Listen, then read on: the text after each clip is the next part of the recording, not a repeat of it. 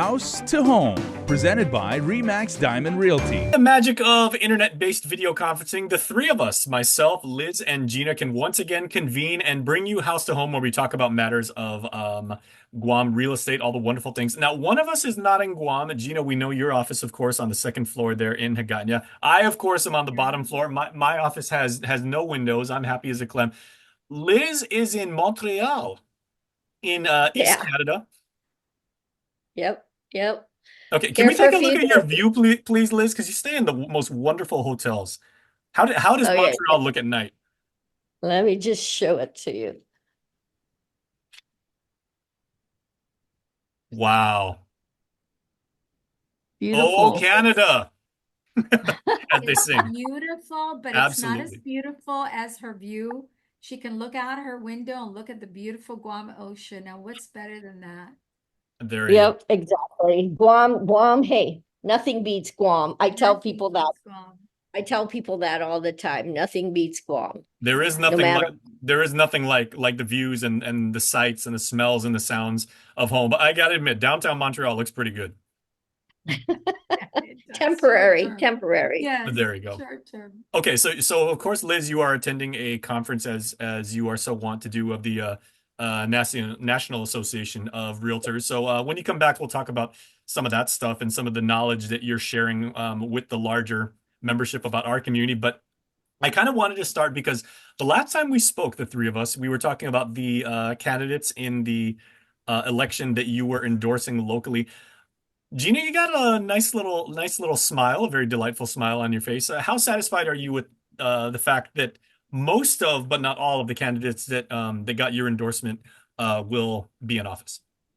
Well, I'm satisfied that it's over with, honestly, Yeah. because I mean, yes, we're out here, we're listening to the candidates, and we're, to some degree, the Guam Association of Realtor endorsed the ones that they thought would promote the necessities of our people in terms of real estate.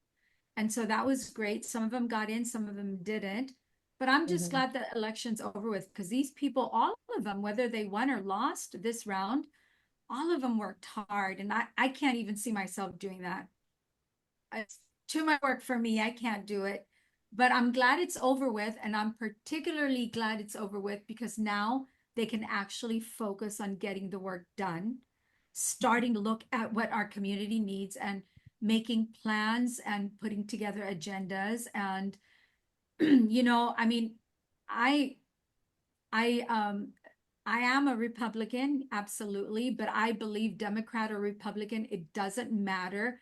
If you're concerned about the community and the housing shortage on Guam, I've always believed that we should all come together and work towards that, right? So I didn't care if you were going to be a Republican or Democrat getting in office, but I care how you vote and your mindset about some of the issues. And believe it or not, last week I got two phone calls from two individuals asking particularly about the ADU bill that Senator Duenas had introduced that frankly hasn't gotten very far. And so I'm excited that they're done with this, with the election part of this process, and we could actually start focusing on getting some work done. Okay, Liz, have any of the senators elect or any of the returning incumbents have they reached out to you or have you had a chance to dialogue with them about the fact that the Republican I Party now has a actually, majority? I actually sent the messages congratulating those, and of course, our sadness for some of them who didn't make it that we supported. Um, the ones who didn't support it worked hard during the year and supported some of our real estate issues. I'm hoping that they will continue to work with some of the senators that are going in to continue the work because it's the real estate issues that we were working on were very important, such as the ADU bill. We also worked on that nitrate bill, but I think there's some tweaking that may need to be done. So there's still more work. And with the new senators that are coming in, I talked to them about briefing them on stuff we worked on this past couple years and what new bills that we had some of the centers work on to introduce, but may not have gotten introduced during their term. So we're going to continue to work and be vocal with these issues, but we want, you know, like Gina says, we've crossed party lines. We don't necessarily just vote down the line. We want both sides to work together. The good thing about Guam is the senators here communicate, and many of them work together. There are a few that don't, you know, are not as cooperative depending on the issues. But I hope that this election sent the message out to those, because there are a number of new ones. And if Guam, the people of Guam were really satisfied, there would not be that many changes, but there are changes, and people do notice how people vote in the legislature. So Gina and I and the Guam Association of Realtors will continue to keep issues on the forefront and be vocal about what needs to get done. But we want to work with the senators to try to get things corrected with some of the laws and continue to correct some of the deficiencies that are currently in place. We got to update. Some of our laws are antiquated, and we need to keep working on those.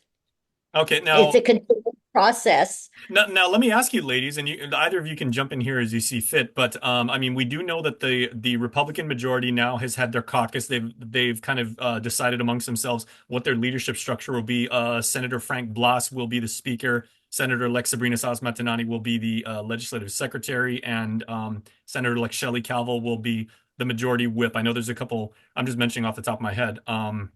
But of course, because with the new Republican majority, that means that the committees overseen, specifically like with the committee on EPA that was chaired by Senator Sabina Perez, that's going to change hands now. So who do you and your membership, who would you like to see kind of be in charge of the oversight and, you know, administering the issues with that committee?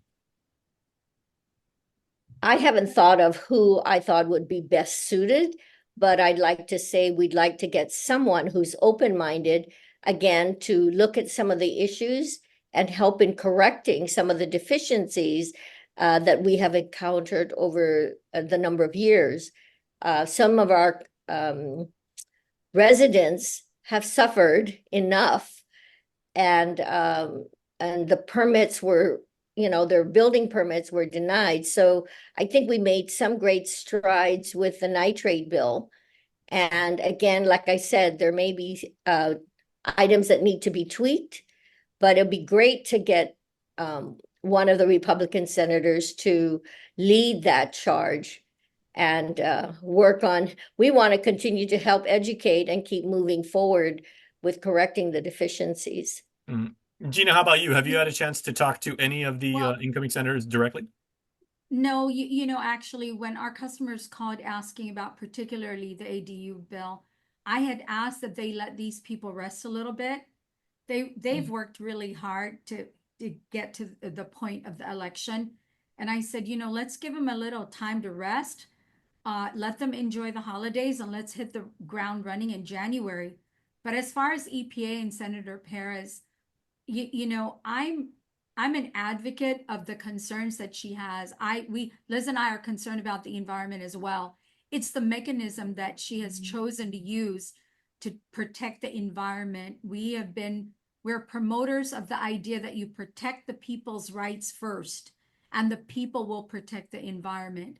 And we're looking for somebody to head EPA that has that mindset, that they're there to protect the people, and the people will protect the environment. And let's be real, with a new president in place, EPA is going to have a haul. So I think that there's going to be changes overall with EPA. And so some of it may just naturally occur based on having a different president. But we're looking for people that are going to take over these committees that have the mindset that we're kind of behind. We need a legislature that could take a look forward and understand that our community is very short on housing, and we're already behind, and we need to do whatever we can to encourage the private sector, because it's going to be the private sector, encourage the private sector to develop and move forward because we need those homes. Mhm. How about on a higher level? Because of course, in your survey that you took of the candidates that were seeking public office a couple weeks ago, you actually endorsed incumbent Congressman James Moylan. He, of course, is returning to his seat in DC. Are there any other issues that you want to continue to ask him, like about that go, like maybe like a level higher than the legislature? Yeah. Foreign labor, Jim's been perhaps? Or... working, he's been working on a number of issues, the labor, the military buildup. I think he's got his plate full in working that area. I can't think of anything new right now, but again, I think the key here is our shortage of construction workers, shortage of housing. I don't know whether in his capacity, he can work on bringing development to the island to build these homes that are that we are short on. I mean, if you listen to the military, the contracts that they have just to build a single home is 1.5 something just for one home on the military base. And this is for the military. I know that that probably isn't the cost if we got private construction going on the island. I mean, I think both Gina and I were floored when we heard that figure, like, wait a minute, we're turning to some people that are contractors and we're saying, hey, you can build that home for much less. But in any event, I'm sure the military has strict guidelines, timelines, and everything, which probably accounts for the price that they're paying. But I think, again, the key is figure something out to help us with our shortage. Across the nation, that seems to be a common thread. All the states have that same issue, and prices continue to go up.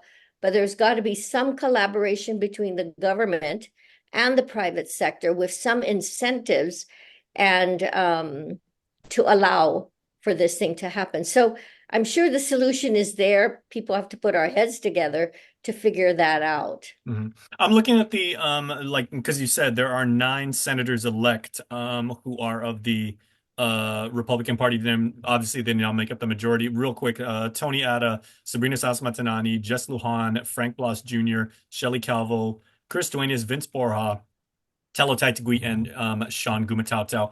I want to bring up a topic with each of you ladies, and just out of curiosity. Former Governor Carl Gutierrez said, I want to say this is maybe like 20 or 25 years ago, that he said he wanted to run the government as a business.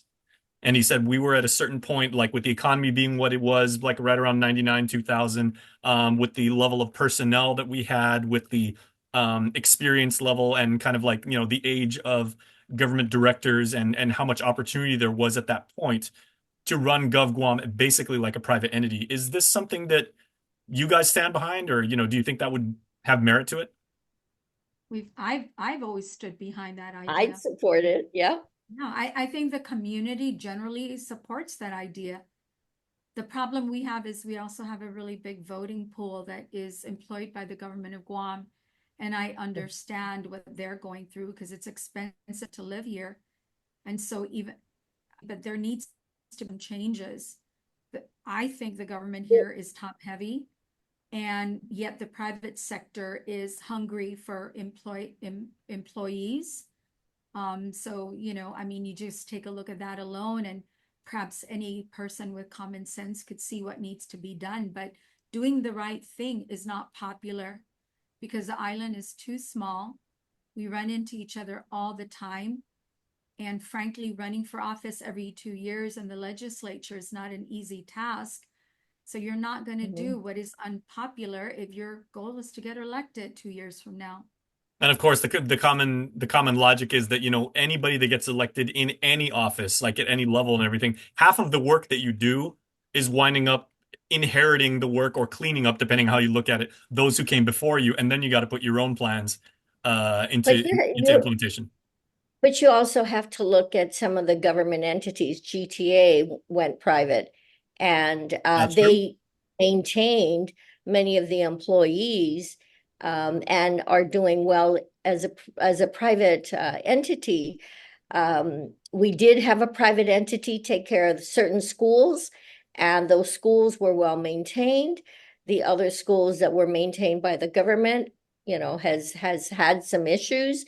So I think it's got to be looked at, I think, seriously to see what could be done to privatize some of the government sectors. And I think in terms of employees, they'll definitely keep most of them for those that are performing, and the employees that are not performing, of course, they may have to find something else that be better suited for their work ethic.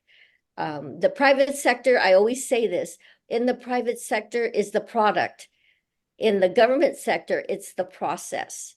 So we got to turn back to the product, the performance, and the product in the end. Are there any more words beginning with the letter P that you would like? Profit, Well,